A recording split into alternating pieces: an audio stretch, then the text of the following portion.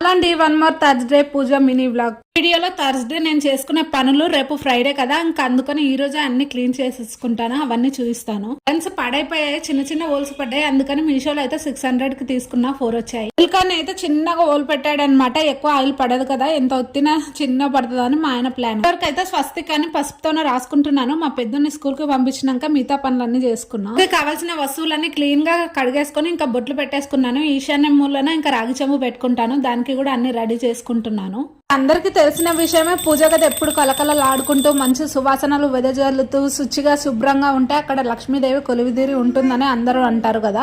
పూజ గది నీట్ గా క్లీన్ చేసేసుకొని ఇంకా కుందుల్లో కూడా జవ్వాదు, పచ్చకర్పూరం ఇవన్నీ వేస్తూ ఉంటానన్నమాట. ఎందుకంటే పూజ గది ఎప్పుడు సువాసనలతో వెదజల్లుతూ ఉంటుంది. నెక్స్ట్ రోజు గౌరమ్మను, తాబేలును, ఈశాన్య మూలన ఇంకా తులసి కోటను నీటిని క్లీన్ చేసి పూజ కూడా కంప్లీట్ అయిపోయింది. ఆగండి అబ్బా, వీడియో నచ్చితే తప్పకుండా like, share, comment and subscribe. ఉంటాను.